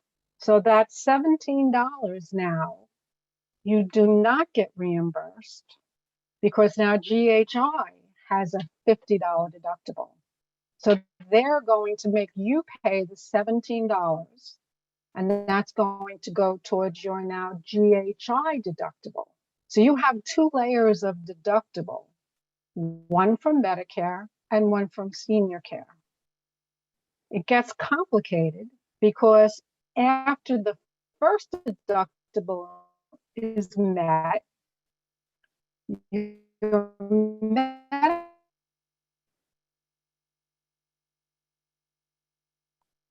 Yeah, you're freezing, Donna, unless it's just my computer. No, she's frozen on mine too.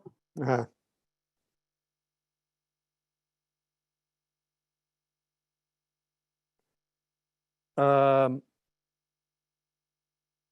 well, if we don't get Donna back, either Pat or Debbie, are you prepared to go into this? By the way, I did not properly introduce Donna Costa, who I assume most of you know is Executive Director of the PSC CUNY Welfare. Patrick, of course, is the Communications Director.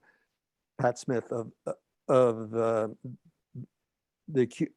PSC CUNY Welfare Fund, and Debbie Bell is past Executive Director of the PSC and somebody who has just decades of experience in this healthcare stuff.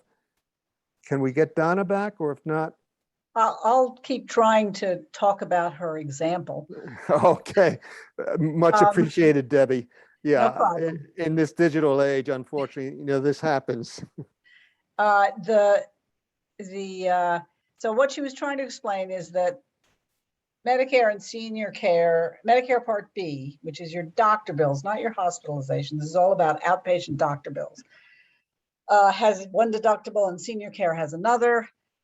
You get a charge, 80% of the Medicare payable charge may be entirely used up by the Medicare deductible, and therefore you could be billed that amount. The 20% that remains of the charge is what senior care pays, and if it's under $50, that will go towards that $50 deductible. Any copays should not be charged by senior care until your $50 deductible has been met. That was a question that came up last time. So I think the bottom line here is, and this is based on my own Medicare experience so far this year, is that, Donna, I was trying to pick up from where you. Thank you. I don't know what happened. Thank you. From where you left off. It would appear that for some folks who say by now, that is 3 months into the calendar year, have only gone to say 1 or 2 outpatient appointments, Your outpatient provider may have billed you a copay without and assumed that Medicare would pay the full Medicare amount for the service that was provided, because they don't know, the provider doesn't know whether you've gone to 10 appointments or 1. So the bottom line in all this, I think, is that each of you must hold on to all the paperwork associated with your outpatient medical care. What does that mean? You get regular explanations of benefit from Medicare, which are sort of multi-page things that seem to come. I mean, I've been on Medicare for a year and a half now, seem to come in approximately every quarter and explain what the rate that they are willing to cover and what they did pay or did not pay. And they will tell you if they did not pay it, that it was towards the $233 annual deductible. So that's one document that you will get this year. Second document that I seem to get, I assume everybody else does, on approximately a monthly basis, is an explanation of benefits from Emblem Senior Care. Again, they will show what they did or did not pay towards a particular medical service that was provided. And then 3 is the actual bill you got from a provider, which you may get quite promptly within a couple of weeks of having seen the provider.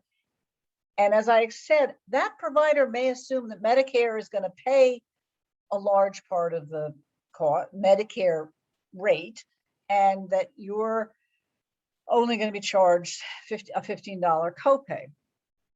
When in truth, if you've only seen that provider so far this year, the cost that Medicare is willing to pay, they may not pay until the deductible for the year is fulfilled. How then so the provider may come back to you and say, whoops, we didn't get the $150 we expected to get from Medicare, so now you have to pay it. So, this is going to be yet another complicated business. For those of you who've been working with Medicare Part B for many years, there's always been a Medicare Part B deductible, or at least in recent years there has been, but it has gone up. It was a big chunk this year that it went up. I can't remember what it was last year, but I think it may have been under $200. It was. And the $50 senior care deductible, as Donna said, has been in place since about 2004. So on some level, it's nothing new. What's new are the copays.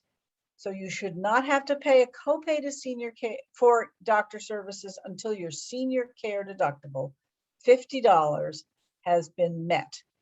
If you did pay a copay, that should be applied to meeting the deductible.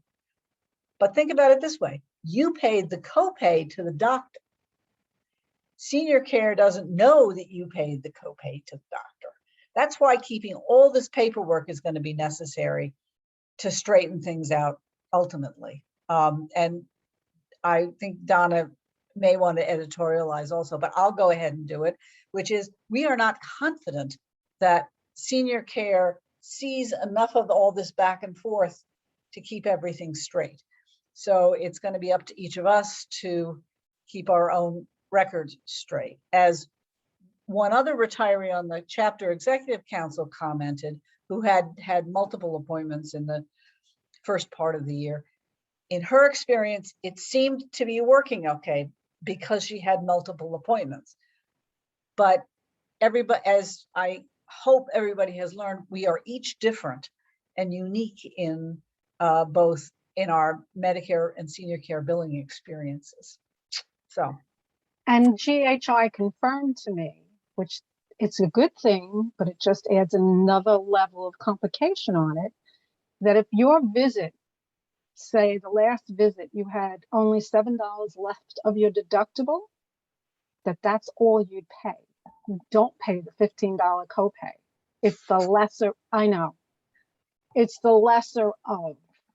So that's just another complication. So I think Debbie and I's fear is that you're going to go to the doctor and the doctor's going to say, oh, it's January 1st, you have a $233 deductible. You have to pay us our allowable charge for Medicare. That's your responsibility.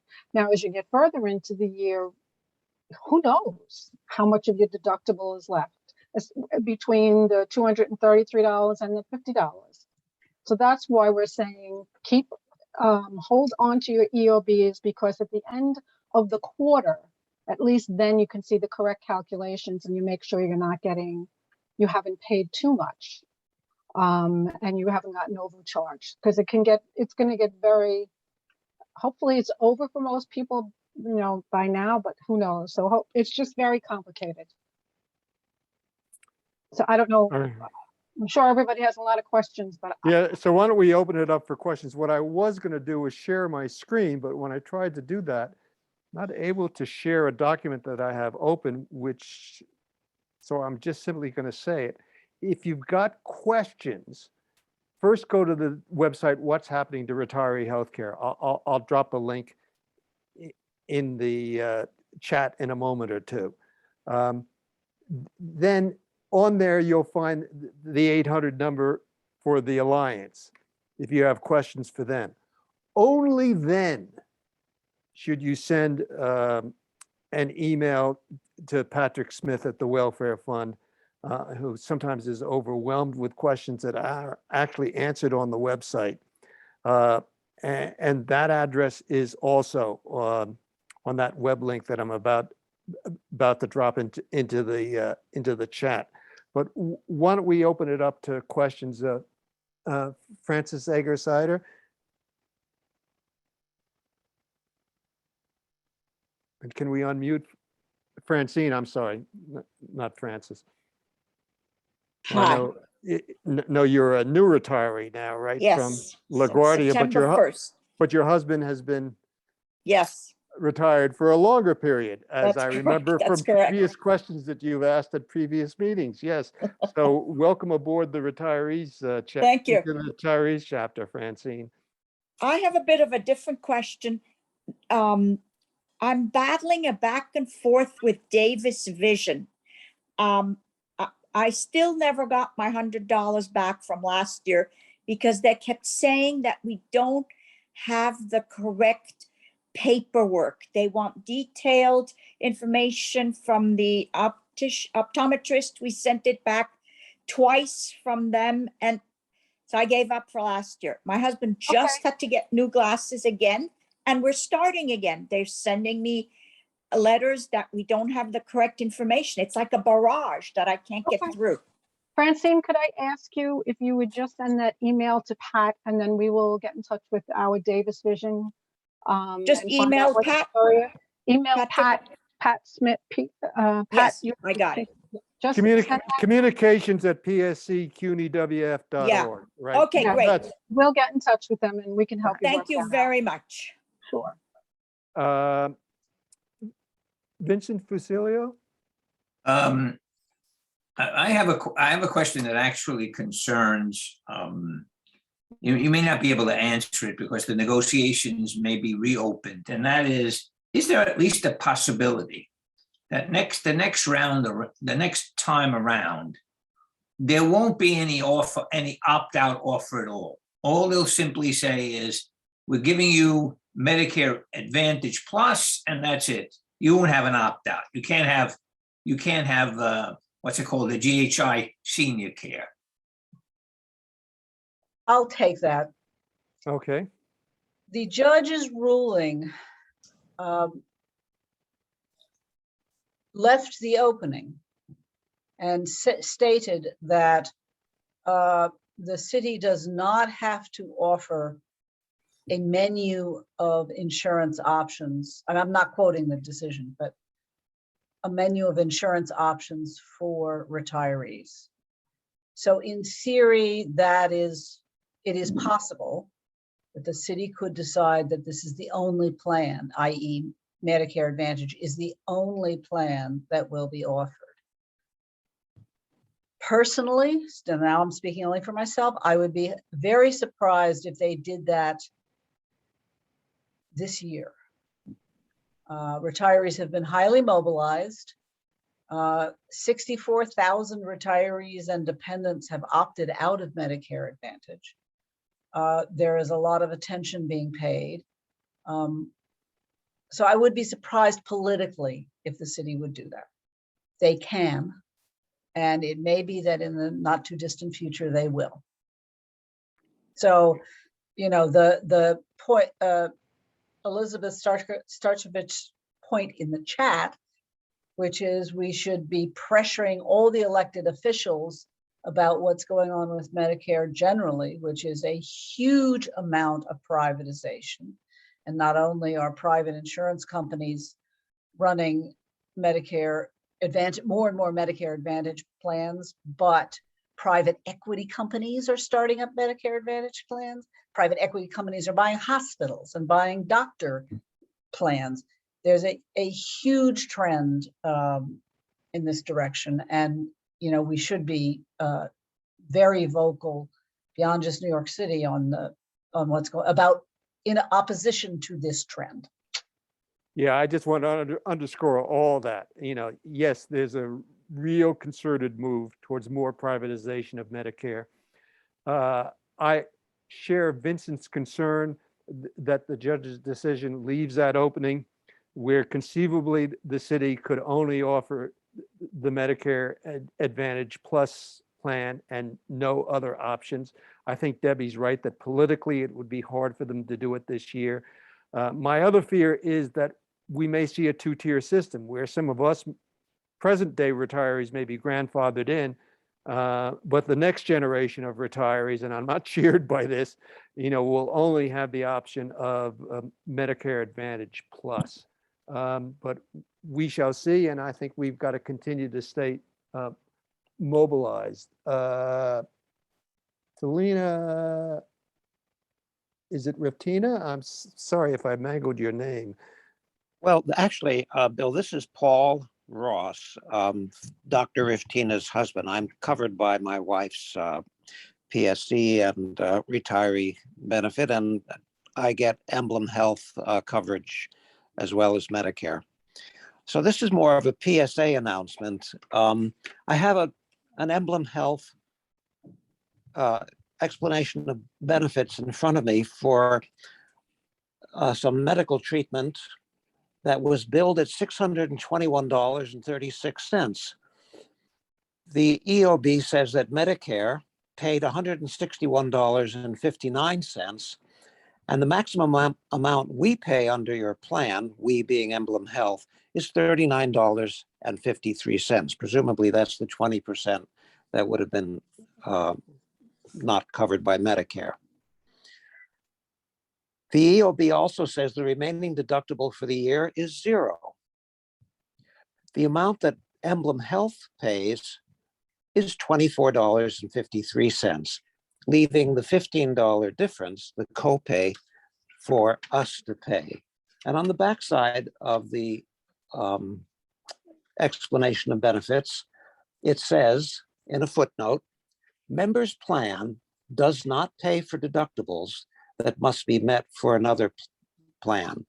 And I don't know whether that refers to the $15 copay or whether it refers to the $50 deductible, but it looks to me as though Emblem Health is not paying the copay because this is not the first explanation of benefit I've gotten this year. It's more like the 5th or the 6th, and they haven't paid the copay for any of them. That $15 is the copay. That $15, I can't see your EOB, but from what you said, you said there's $15. That is the copay. And I'm not sure about where the deductible is. You know, maybe there were other bills before this, but there were.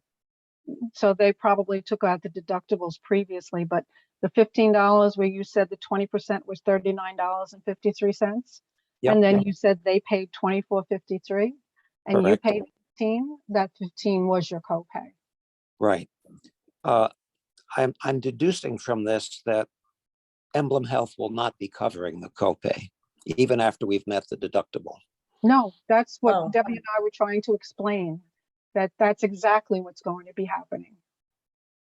All right, thank you very much. Sure, thank So you. just to reiterate, something we have talked about with this group in prior months, starting in January 2022, new doctor visit copays, which must be paid by the retiree, were instituted in the senior care plan. Those are $15 per visit. And that's just what we were discussing, that the obligation to pay that $15 rests with the individual retiree. This change was part of the effort to reduce health costs wrapped into the health savings agreement that was negotiated back in 2014. It had been scheduled to take effect a year and a half ago, I think, but was put off until January of 2022 because of the pandemic, basically. So this had been agreed to as a source of health savings. Active employees pay a $15 copay for most doctor visits also. Right. I think the $15 is for specialists. It's not for your PCP, your primary care doctor. Right. It's for specialists. Right. Other questions? And by the way, in the last 5 minutes, twice I put into the chat the link to what's happening to retiree healthcare, the 800 number for the Alliance, and also the communications at Patrick's address at the Welfare Fund, which only as a last resort you should go to, because a lot of your questions can be answered on the webpage, which we try to keep up to date. Any other questions? Let me, as always, thank Pete, Debbie, Donna. I know Patrick's here, and just as backup, I want to thank him too, and for all the work he's done, answering people's individual questions. Let me just note two things in terms of upcoming programs. On Monday, May 2nd, we're going to have a program on the challenges and possibilities of universal health care. And we've got two really great speakers. One is Richard Gottfried, who's retiring from the Assembly. And probably a lot of you know that for years and years, Gottfried has been pushing, he's the original author or sponsor of the Single Payer New York Health Act.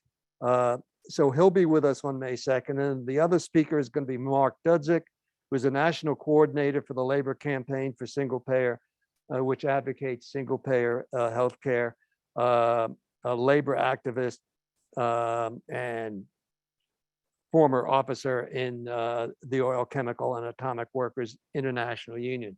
And then on June 6th, which is also a Monday, we're going to commemorate the 50th anniversary of the PSC. We're going to have lots of interesting speakers. We're going to have a PowerPoint slideshow, covering the 50 years. Whether that slideshow will do it justice, I don't know. And maybe some surprise guests. And let me also, again, ask people before you get off, if you are a 50-year member of the PSC, if you could just go into the chat and indicate that. Or if you're like many of us, kind of digitally challenged and don't know how to navigate the chat, you can email us at retirees@pscmail.org and indicate that you're a 50-year member. We want to have an honor roll of 50-year members. And also, if you're willing to contribute a paragraph or two to the newsletter, and we'll have a special newsletter at the end of May before the June 6th meeting. You want to contribute a paragraph or two to what you consider the most important event of the 50 years for you in the PSC, whether it's the PSC-wide event or maybe something that happened at your own campus or workplace. And as we learn more about this lawsuit, we will keep you updated. And obviously, part of the meeting on May 2nd will also be devoted to updates about what's happening to retiree healthcare. But hang in there. As Debbie Bell has emphasized and then emphasized again, and then I emphasized, in terms of sorting through, deductibles, copays, and what have you, make sure that you save all your bills and that you save all your statements, whether both from Medicare and if you're on GHI senior care, from Emblem. And looks like we've got one last question here, Yafa Schlesinger. Go ahead, Yafa.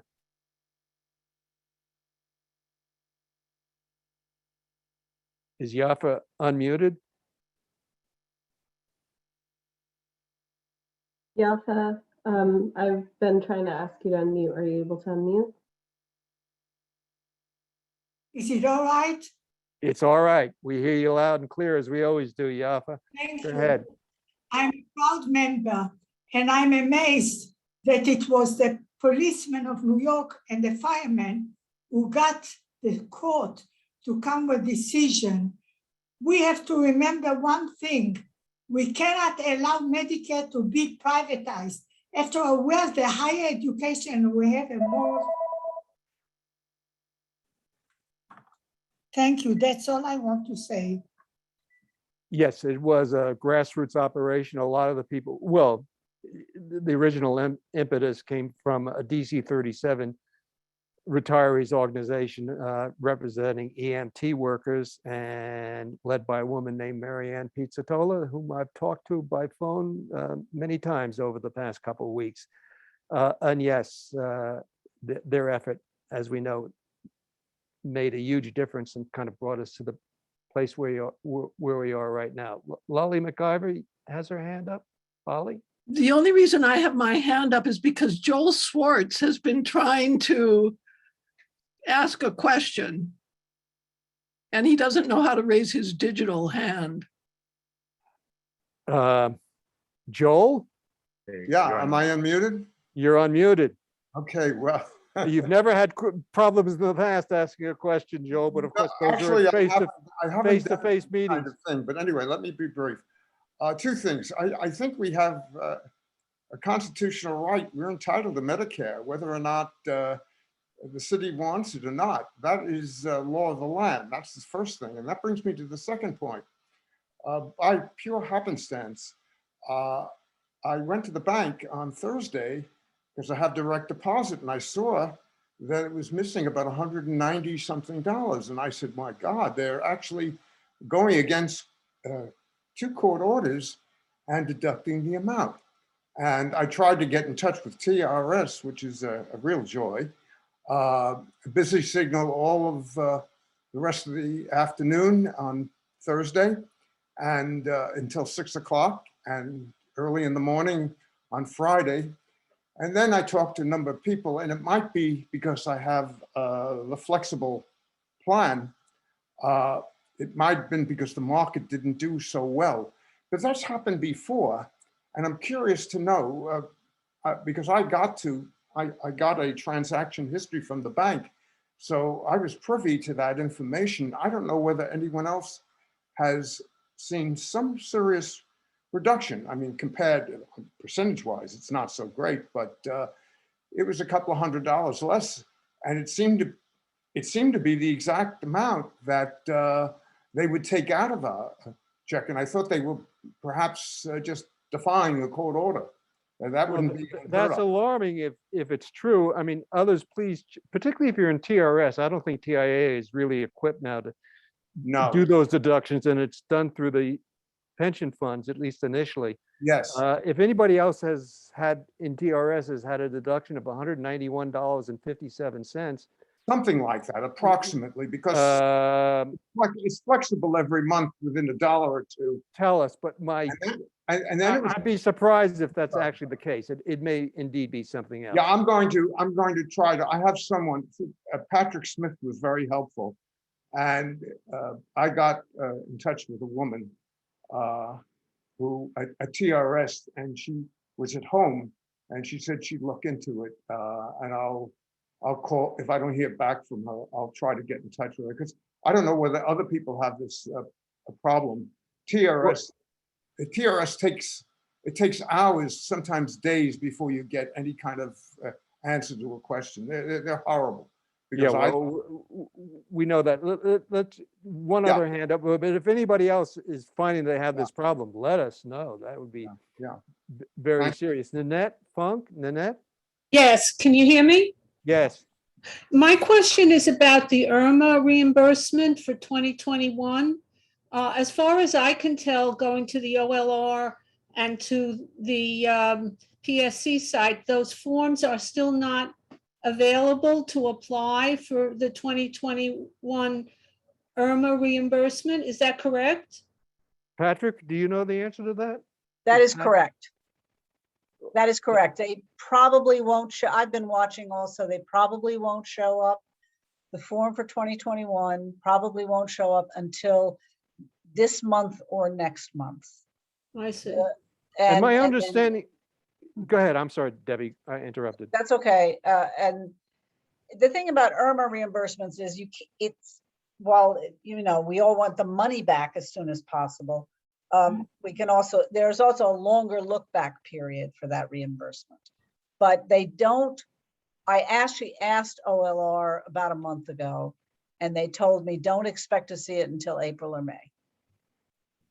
And my understanding is that Medicare Part B reimbursements, particularly if it's directly deposited into your account, are going to happen later this month. Correct. They usually happen in April.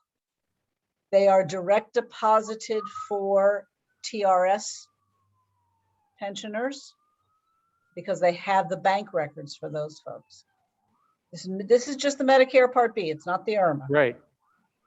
Then the Irma reimbursements, I mean, the Medicare Part B reimbursements for TIAA participants are a check sent by mail.